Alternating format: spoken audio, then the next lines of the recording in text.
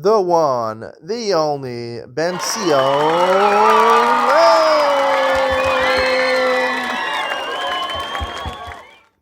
Good morning and welcome to Yeshiva YouTube Iyun Tzion. Today we're doing Maseches Yoma, Perek Aleph, Mishnah Ches, and Perek Beis, Mishnah Aleph.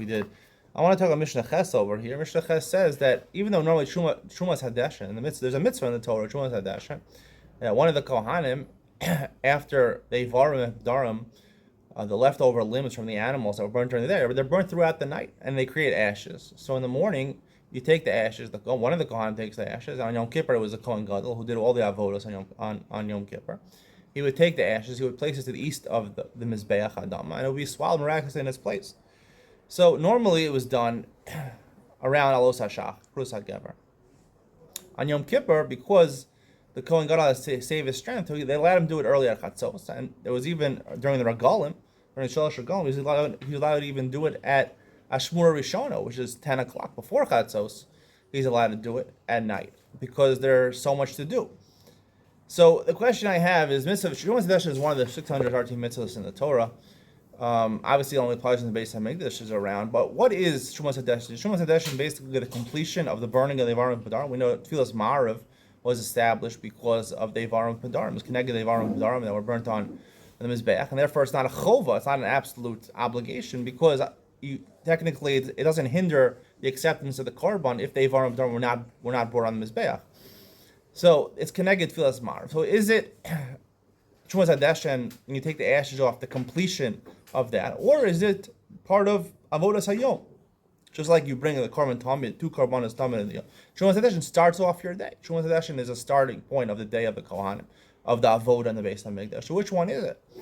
So after you learn this Mishnah, it's pretty hard to say that really it's part of the Avodas Hayom. It can't be part of the Avodas Hayom, because then how on Yom Kippur and the Regalim can do it earlier, right? It's that no one says that Ashmur Rishona is part of the next day, and no one says Chatzos is part of the next day. Some people would say Krus HaGever, maybe it's earlier. Krus HaGever is maybe a little earlier than Los HaShachar, but it's also probably in the middle of the night. So therefore, it's the completion. Presumably, it's really the completion. It's the completion of the burning of the Evarim Padarim, which makes sense, right? The ashes of the Evarim Padarim are placed on the Mizbeach, where they're swallowed miraculously, and it's done. It's finished. Where the avodah the previous day is finished, and then you start the new day. The problem is that you can do it a regular day. You can do it bein lafan or bein la'achar. You can do it after Krus HaGever, even 30 minutes afterwards. And according to some opinions, Krus HaGever is when the rooster calls out. The first bracha, right, which is basically Alos HaShachar. That's where you can start saying Berachos HaShachar, and that's the first bracha of Berachos HaShachar, which basically is Alos HaShachar, which is the next day. So how could you do it the next day? If it's the completion of the Evarim Padarim of last night, so how can it be during the next day? Can you do it half an hour after, right? Which is definitely after Alos HaShachar, which is part of the next day. So therefore, I believe you have to say that it's actually a very difficult question. I would say that there is a concept that between Alos HaShachar and Eitz HaChama is considered part of the night. Now we know for Kriya Shema, we learned in Hilchos Kriya Shema, it's considered part of the night. Therefore, if you were onus, if you had unforeseen circumstances, you can technically say Kriya Shema after Alos, before Alos, before Eitz HaChama. Why? Because it's still called B'shach B'chav Kumecha. That's only Kriya Shema because it's dependent on, and it's people are still sleeping, right? Everyone gets up on Eitz HaChama. Everyone gets up for Neitz. People are still sleeping, so it's technically, you can't daven Kriya Shema Shal Arvis and Kriya Shema Shachris during that period, but you can daven one of them on any given day.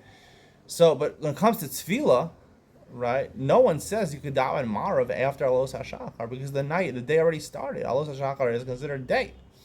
So how could it be that the Evarim Padarim are burnt on the Mizbeach? So you'd have to say that really you're right. Shumas Hadeshin is basically the completion of the Evarim Padarim. However, the burning of the Evarim Padarim, right, is not something which is time bound, right? It's not. It's definitely the completion of the Evarim Padarim, because you can do a Chatzos, you can do a Shmor Rishona. So it's definitely connected. It's really supposed to be done during the night before Alos HaShachar.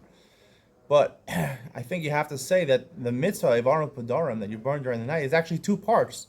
Shmuas Hadeshin is not lechatchila. It's supposed to be the siluk or the gemar of Aron Padarim, but it's not necessarily b'di'evan in a certain circumstances. If you have, right, if it's a regular day, you can wait after Alos HaShachar a little bit, because Shmuas Hadeshin has two parts to it. One is that it gets rid of the Aron Padarim, and two is that it's getting the mizbeach ready for the next day, right? So it's actually two parts to the mitzvah of Shmuas Hadeshin. One part of the Shmuas Hadeshin is that you're getting rid of the Aron Padarim. The ashes of the Aron Padarim are absorbed in the machal, and the second thing is that you're cleaning the mizbeach. That's what it is, right? For the next day, and that preparation already should start during the next day because you're preparing for the next day.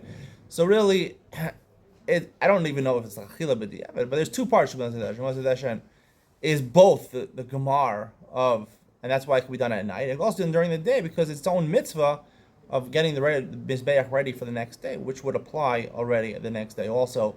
So keep in mind, whenever you learn about Shmuas Hadeshin, there's two aspects to the mitzvah. Hope you enjoyed today's share. See you on the next one.